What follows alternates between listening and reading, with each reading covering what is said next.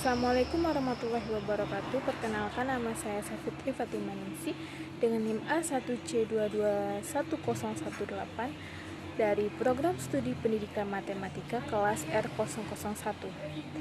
Baiklah, di sini saya akan membuat video pembelajaran tentang motivasi dan sikap pada proses dan penilaian pembelajaran matematika. Selamat menyaksikan. Terima kasih. Komponen motivasi pada pembelajaran. Dalam pembelajaran matematika, motivasi dan sikap siswa sangat berkaitan. Guru harus menyajikan matematika sebagai pembelajaran yang menarik dan menyenangkan. Selain itu, pembelajaran matematika harus berkaitan dengan kehidupan sehari-hari siswa dan mencakup materi yang relevan dengan kebutuhan dan minat siswa. Sikap guru terhadap matematika juga mempengaruhi sikap siswa. Guru harus menyadari peran model pembelajaran yang baik untuk siswa, sehingga sikap siswa dan motivasi siswa dalam pembelajaran mempunyai korelasi yang positif terhadap prestasi belajar matematika.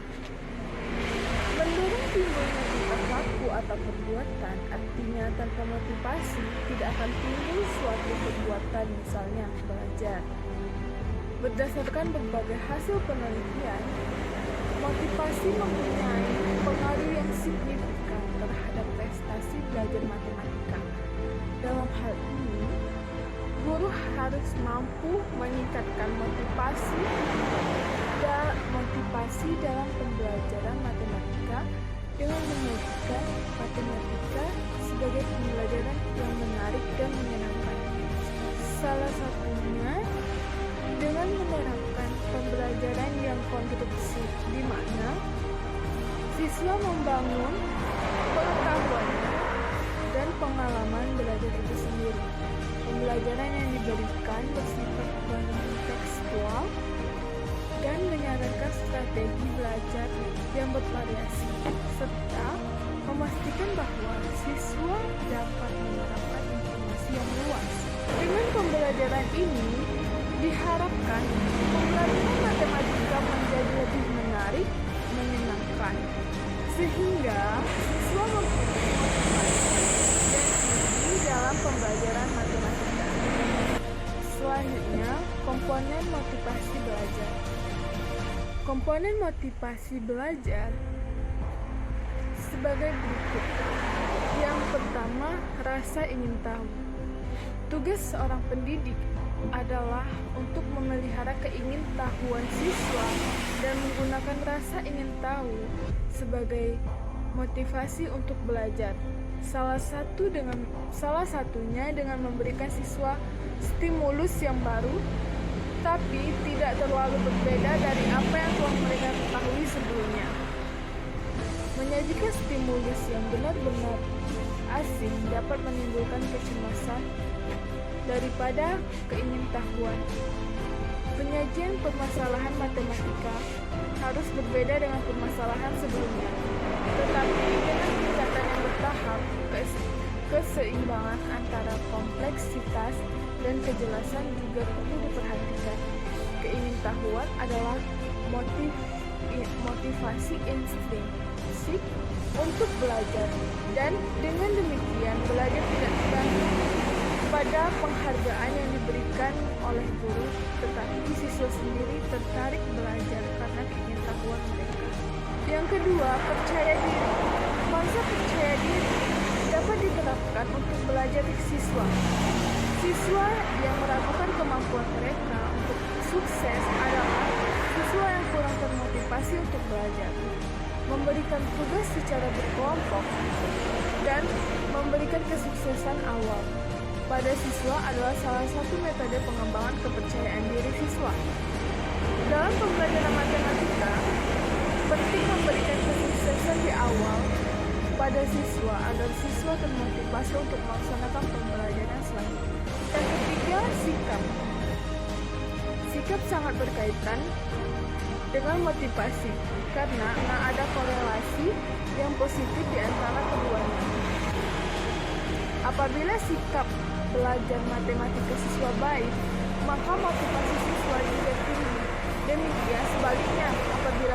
motivasi tinggi, maka sikap siswa terhadap pembelajaran matematika juga baik. Kemudian yang keempat, kebutuhan. Kebutuhan masing-masing siswa sangat bervariasi. Motivasi siswa pada tingkatan rendah akan berbeda dengan motivasi pada tingkatan tinggi. Siswa tidak akan siap untuk belajar jika kebutuhan tingkatan rendah belum terpenuhi. Misalnya, siswa yang ke sekolah masih dalam keadaan lapar, maka mereka tidak mampu belajar karena kurang konsentrasi. Dengan kata lain, kebutuhan tingkat rendah harus dipenuhi terlebih dahulu agar motivasi siswa itu ada. Kemudian yang kelima, kompetensi. Kompetensi merupakan motif intrinsik untuk belajar yang terkait dengan kepercayaan diri siswa. Seseorang akan diberi penghargaan bila mereka melakukan pekerjaan dengan baik. Bagi beberapa siswa, sukses dalam suatu hal belum tentu cukup. Guru tidak boleh hanya memberikan kondisi di mana siswa dapat berhasil, tetapi juga memberikan kesempatan kepada siswa bahwa mereka mampu menyelesaikan sendiri tugas-tugas yang menantang. Kemudian yang keenam, motivator eksternal.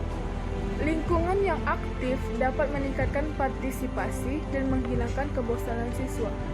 Strategi pembelajaran yang diberikan harus fleksibel, kreatif, dan terus-menerus diterapkan.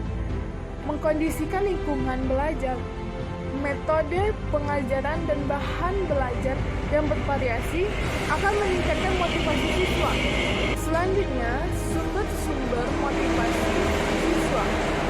Motivasi merupakan hasil sejumlah proses yang bersifat internal atau eksternal bagi individu yang menyebabkan timbulnya sikap antusiasme dalam melakukan kegiatan-kegiatan tertentu. Dalam pembelajaran dikenal dengan dua jenis motivasi dilihat dari sumber datangnya motivasi tersebut. Motivasi ekstrinsik adalah motivasi untuk belajar yang berasal dari luar diri siswa itu sendiri. Sifat motivasi intrinsik adalah yang pertama, karena munculnya bukan atas kesadaran sendiri, maka motivasi ini mudah hilang atau tidak tahan lama.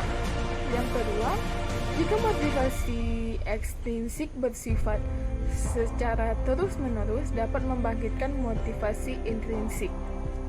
Motivasi intrinsik. Motivasi intrinsik adalah motivasi untuk belajar yang berasal dari siswa itu sendiri. Motivasi ini ditimbulkan oleh faktor-faktor yang muncul dari pribadi siswa itu sendiri.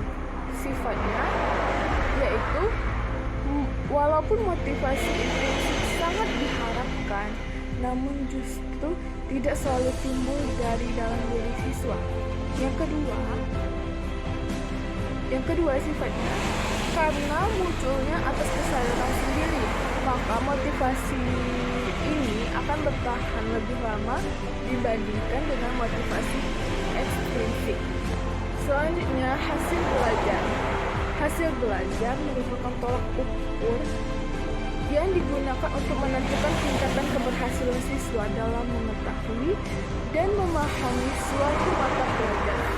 Biasanya dinyatakan dengan nilai yang berupa huruf atau angka-angka. Hasil belajar dapat berupa keterampilan, nilai, dan sikap. Setelah siswa mengalami proses belajar melalui pembelajaran, diharapkan siswa memperoleh kepandaian dan kecakapan tertentu serta perubahan-perubahan pada dirinya. Selanjutnya, jenis-jenis hasil belajar.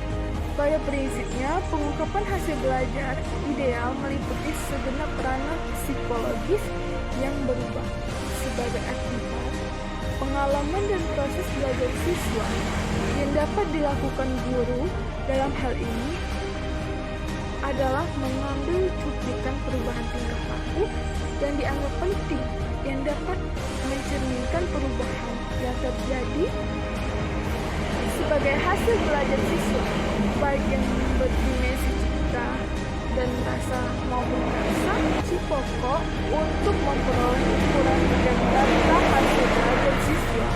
adalah mengetahui garis-garis besar indikator atau petunjuk adanya prestasi belajar dikaitkan dengan jenis-jenis prestasi yang hendak diukur.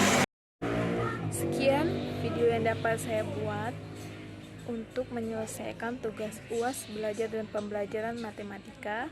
Jika ada kesalahan, saya mohon maaf. Saya akhiri. Wassalamualaikum warahmatullahi wabarakatuh.